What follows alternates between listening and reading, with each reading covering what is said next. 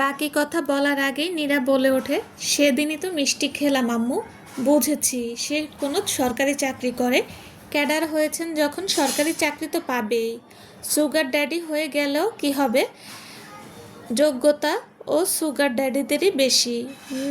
Mrs Naznin বিরক্তিতে Bru কুচকে বললেন, সুগার ড্যাডি মানে তুমি বিয়েতে রাজি না? আমি রাজি তো আম্মু। এই বিয়ে করতে আমার কোনো আপত্তি নেই। তোমার মেয়ে বিয়ে করে প্রতিবেশী হবে, এমন ভাগ্য হাতছাড়া করতে চাই না। বিয়ের ব্যাপারটা কিন্তু ভেবে দেখা উচিত। তাহলে আমাকে জিজ্ঞাসা করার আগে রাজি হয়েছ কেন? কারণ দীপ ছেলেটা অনেক ভালো, ভদ্র ও মার্জিত। আমি তো চিন্তায় আছি তুমি তার জীবনকে কিভাবে ধ্বংস করো। আমি তোমার মেয়ে হই, তুমি আমার চিন্তা না করে ওই সুগার ড্যাডি নিয়ে নিয়ে ভাবছো? মা হলে বুঝবে চিন্তা কত প্রকার ও কি কি।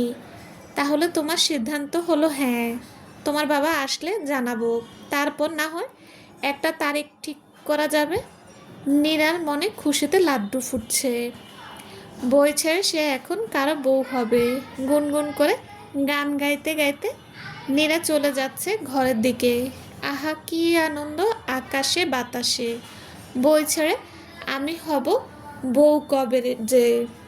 মিসেস নাজদিন হতাশা চাহনি দিয়ে সোফায় মাথা এলিয়ে দিল। মেয়ের বাদর নাচ দেখে এও সে চুপ। চোখ বন্ধ করে বলে, বিয়ের পর বিদ্যা ছাড়তে পারবে নাকি বাদরগিরি ছাড়বে এটা তো তোমার শিক্ষক বর ঠিক করবে। মিস্টার রবিন ঘরে ঢুকে জুতা খুলছিলেন, তার স্ত্রীর কথা শুনলেন। জুতা খুলে স্ত্রীর কাছে এসে বললেন, মেয়েটাকে জানানো উচিত ছিল যে সে যাকে বিয়ে করছে সেই পাত্র তার কলেজের স্যার। তোমার নাচুনি মেয়ে শুনতে চাইলে তো বলবো। অবশ্য এতে আমারই ভালো, যেমন কুকুর তার তেমন মুগুর। বুঝুক বিয়ের পর সংসার কত মধুর। আমি কি একবার জানাবো মেয়েটাকে? খবরদার না। তুমি যদি জানাও তাহলে তোমার জন্য আমি হাঁড়িতে চাল বসাবো না বলে দিলাম। বইয়ের থেকে ধমক শুনে মিস্টার রবিন মুখ চুপ হয়ে গেলেন। মেয়ের বিয়ে আটকানোর থেকে তার ভাত খাওয়াটা বেশি প্রয়োজন। বউ তো আবার তার সোজা সাপটা, যেটা বলে সেটাই করে। নীরা ঘুম থেকে উঠে মিনিকে নিয়ে ব্যস্ত হয়ে গেল। একটু পর সে কলেজে যাবে। মিনিকে সে পাবে না একটু পর থেকে। তাই তাড়াহুড়ো করে মিনিকে গোসল করিয়ে দেয়। মিনিকে গোসল করানো নীরার জন্য একটা যুদ্ধ জয় করা সমান।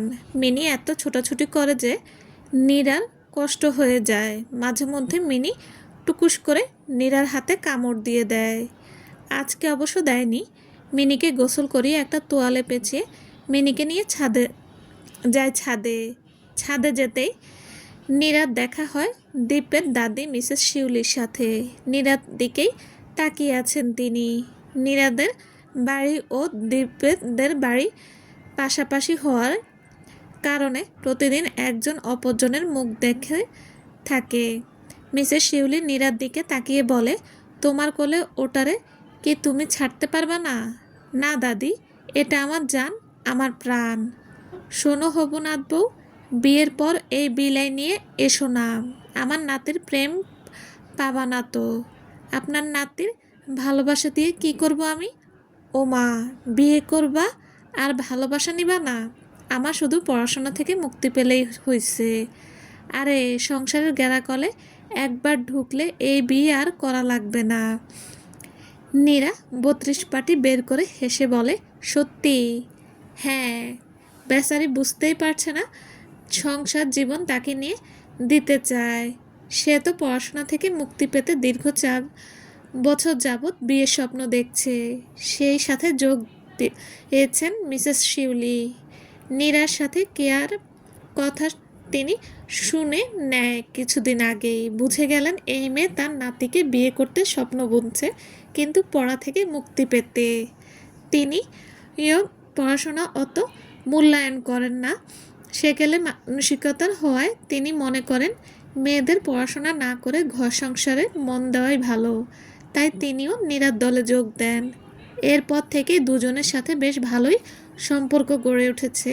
তবে সেটা সবার আড়ালে। দুই পরিবার আলাদা কি কি গল্প করে এটা মিসেস শিউলি ও নীরা মিলে এদিক ওদিক আদান প্রদান করে। মিসেস শিউলি একটা বিষয় গোপন রেখেছে, সেটা হলো দীপের প্রফেশনাল দীপ যে শিক্ষক এটা জানানো হয়নি নীরাকে। মিসেস শিউলি দেখেছেন নীরা কি সুন্দর খুঁটে খুঁটে মিনির চোখ মুখ পরিষ্কার করছে। মিনি মুখটা রোদের দিকে রেখেছে। মিসেস শিউলি এটা দেখে বলে, বিয়ের পর নাতির ঘরে পুতি হইলে ওইডারও এভাবে পরিষ্কার করবা, যত্ন করবা। নীরা হেসে দিয়ে বলে, ওইটারে তোমার কাছে দিয়ে দেব, তুমি যত্ন করো তারে। আয় হায়, আমি কেন মানুষ করব তোমার বাচ্চা কাচ্চা? কারণ ওদের ফ্যান ফ্যান কান্না আমার সহ্য হয় না। নিজে যে কান্না করে মায়ের কান ফাটাইছিলা তখন। আমার কথা আলাদা, আমি জন্মের সময় কি করছি আমার মনে নেই, কিন্তু আমার সন্তানেরা আমাকে জ্বালাতে আসলে তো আমি শেষ। বিয়ে করা একবার অভ্যাস হয়ে যাবে, দেখা যাবে সেটা পরে। আগে আমি বিয়ে করে বই ছাড়তে চাই। পাগলি নাতবো আমার। মিনি গা শুকিয়ে আসলে নীরা নিচে নামে। নিচে নামতেই দেখে কেয়া হাজির। নীরা কেয়াকে ভালোভাবে দেখে প্রশ্ন করে, পড়াশোনা করতে যাবি নাকি ধলাবিলাই দেখতে? ধলাবিলাই হলো কেয়ার প্রেমিক রিক। বিদেশ বিদেশে জন্ম তার। রিকের না বাঙালি রিকের মা বাঙালি, রিকের বাবা বিদেশি।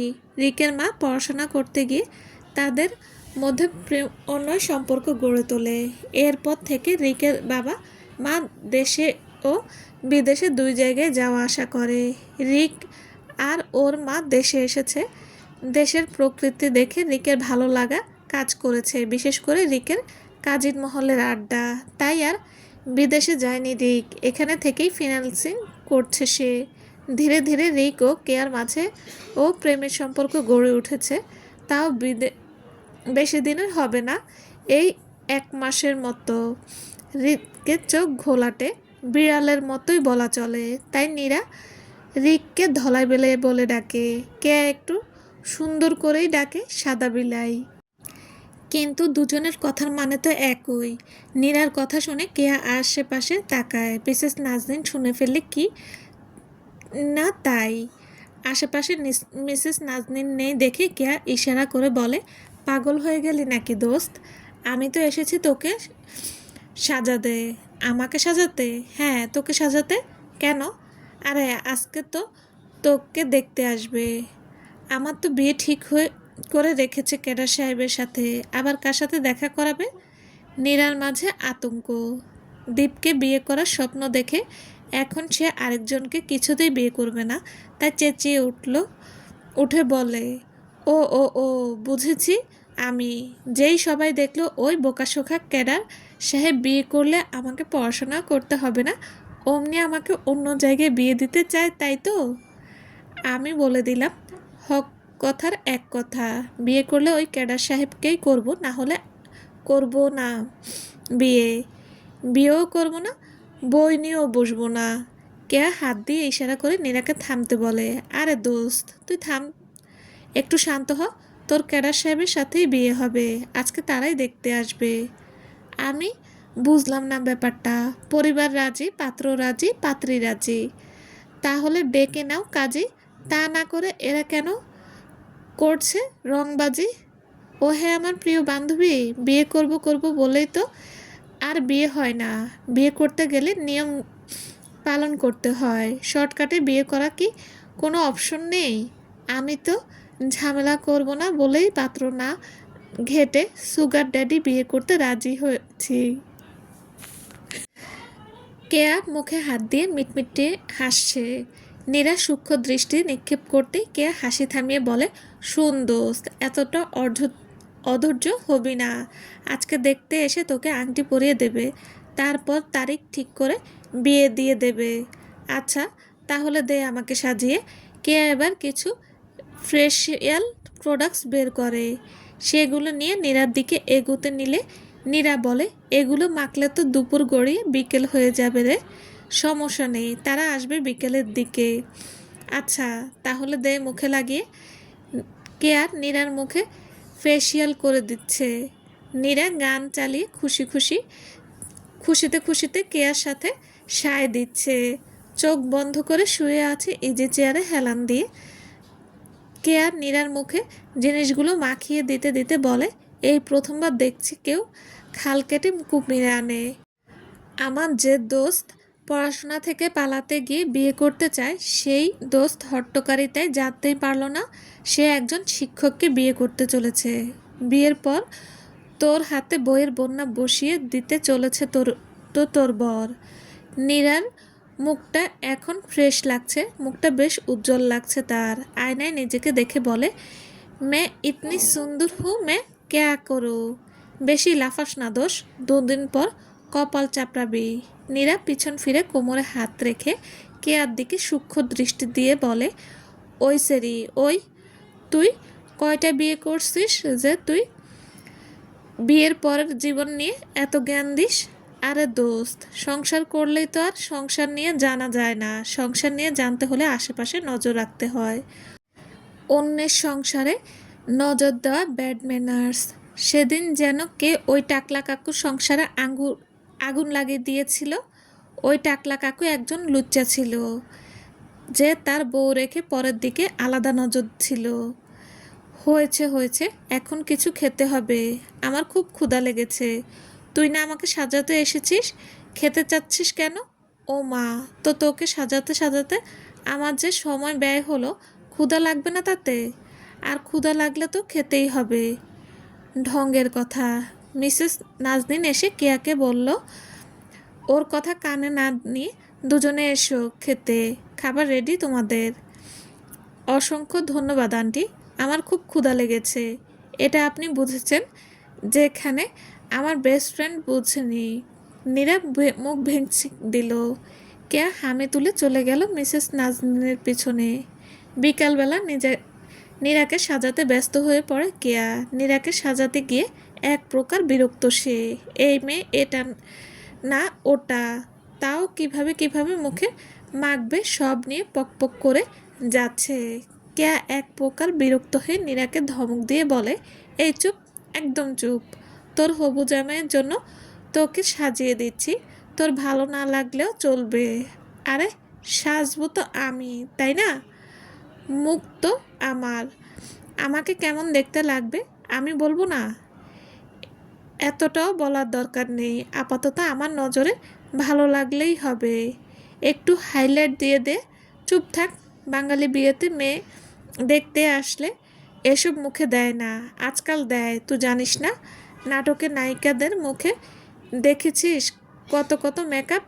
ওই মেকআপ ক্যামেরা বন্দি রাখার জন্য তোকে সরাসরি দেখবে তোর ক্যাডার সাহেব ক্যামেরায়। আর নায়িকাকে তো ভূত সাজিয়ে হট বানিয়ে দেয়।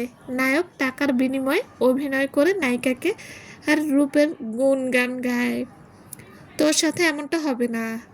দূর, বিয়ে করব আমি, কিন্তু শান্তিতে সাজতেও পারবো না। বিরক্ত জীবন আমার। কেয়া কোনো মতে নীরাকে সাজিয়ে দিল। মিসেস নাজনীন তাড়া দিলেন, বললেন ওরা চলে এসেছে। নীরা পাশ ফিরে বলে, এতে এত খুশি হবার কি আছে? জানালা দিয়ে উকি দিলেও তো ওদের সাথে দেখা হয়। চুপ থাকো তুমি, মুখে লাজুক ভাব আনো, ওগুলো আসে না আমার। ভদ্র হও নীরা। বেয়াদবির কি করলাম আমি? বেয়াদবি না করলেও একটু সভ্য নও তুমি। মিস্টার রবিন এসে মেয়ের হয়ে বলে, আজকের দিনটা না হয় মেয়েটাকে বকলে না? মিসেস নাজনীন চোখ রাঙিয়ে বলে, এই তোমার আশকারায় এমন হয়েছে। মিসেস নাজনীন চলে গেল। মিস্টার রবিন নীরার দিকে তাকিয়ে বলে, নীরা ঠোঁট মেলে হেসে বলে, আমাকে কেমন লাগছে আব্বু? আমার মেয়েটা এমনিতেই সুন্দর, আজকে আরও বেশি সুন্দর লাগছে। নীরা খুশি হলো। মিস্টার রবিন চলে গেলে কেয়া নীরাকে থামিয়ে বলে, এত লাফাস না, সামনে কিন্তু বিপদ আসতে পারে।